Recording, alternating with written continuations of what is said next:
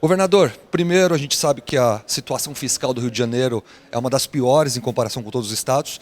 Qual que é a posição do senhor, qual é a posição do Rio de Janeiro quanto à inclusão de estados e municípios na reforma da Previdência e o que o senhor está fazendo a respeito disso? Olha, a questão da recuperação fiscal do Rio de Janeiro, acredito eu que não seja nem a pior hoje do Brasil. Porque há estados que estão em situação financeira tão difícil quanto o Rio de Janeiro e sequer ingressaram no regime de recuperação fiscal. Então, a situação do Estado hoje é uma situação equilibrada, o Estado está conseguindo recuperar sua credibilidade no mercado e eu acredito que nós consigamos, com a revisão agora do plano de recuperação fiscal, chegar a 2022 numa situação bem confortável neste mandato. A questão da reforma da Previdência, ela também entra nesse mesmo pacote de reajustamento dos estados.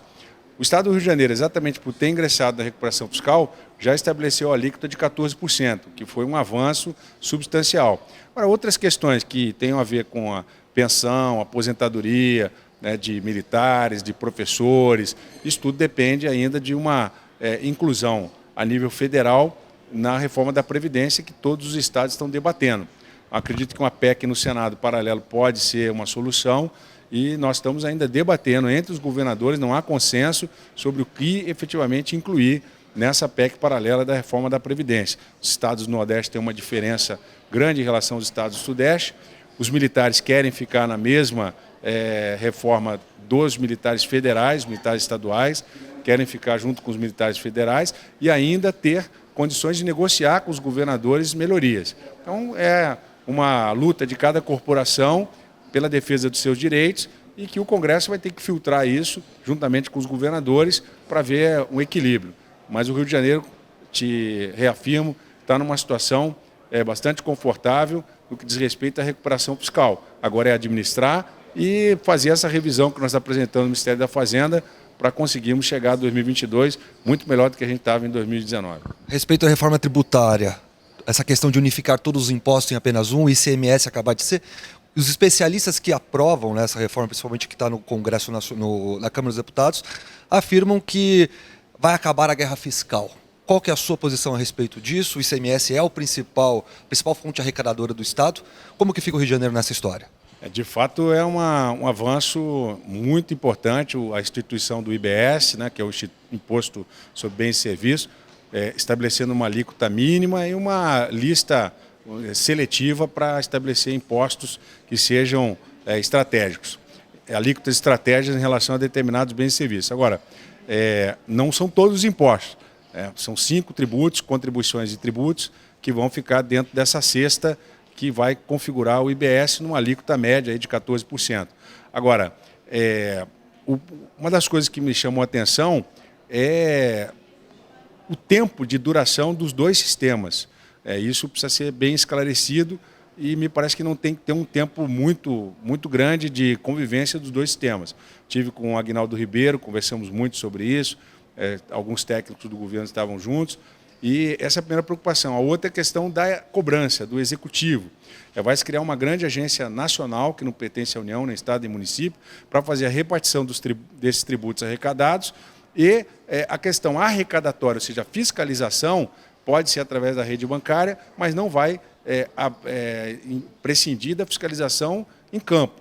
E aí você tem a fiscalização municipal, estadual e federal, a competência para fazer o lançamento desse tributo e depois a questão da cobrança, né? Isso ainda tem que ser muito bem esclarecido para que nós possamos ter condições de saber quem é que vai executar, quem é que vai cobrar, tempo de permanência, mas nós estamos colaborando. Eu vejo com bons olhos.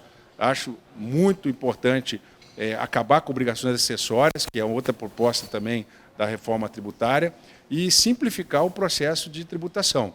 Então, isso ajuda muito a trazer mais credibilidade para o Brasil, porque o grande problema do Brasil é a falta de credibilidade do mercado internacional para fazer investimentos aqui que não se sabe exatamente como começa e nem como termina. Então, eu sou favorável à reforma tributária, estou ajudando a convite do presidente Rodrigo Maia e do Davi Alcolumbre para que a gente possa avançar nessa pauta.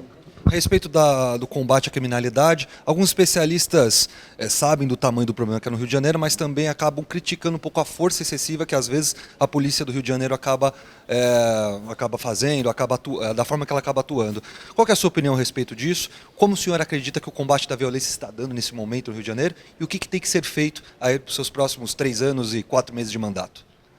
Fazer é o que nós estamos fazendo. O índice de criminalidade no Rio, em todos os grandes índices, estão sendo reduzidos. Roubo de carga, roubo de carro, os números são impressionantes.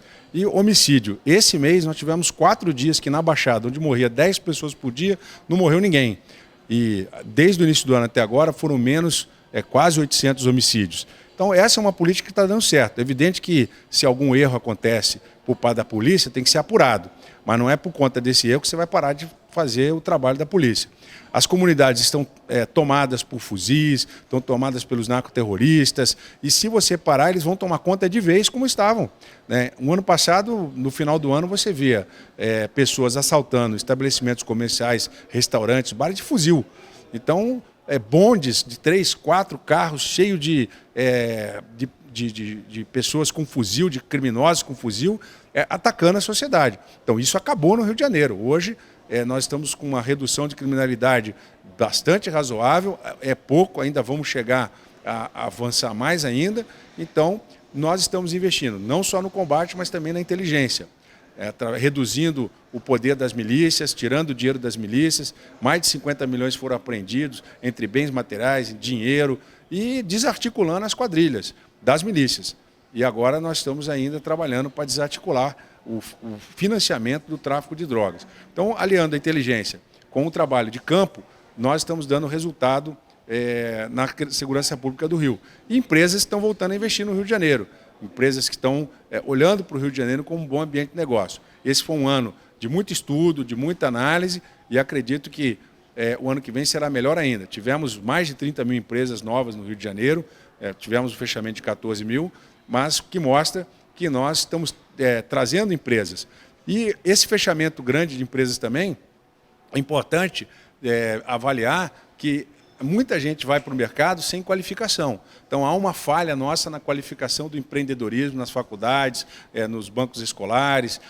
Nós perdemos a nossa capacidade de gerar riqueza, de fazer com que o nosso jovem saiba empreender. Por isso estamos investindo nas startups, estamos investindo na formação técnica, para que a gente tenha condições de, ao final desses 3 anos e meio de mandato que restam, chegar numa posição muito melhor do que nós estamos em todos os indicadores.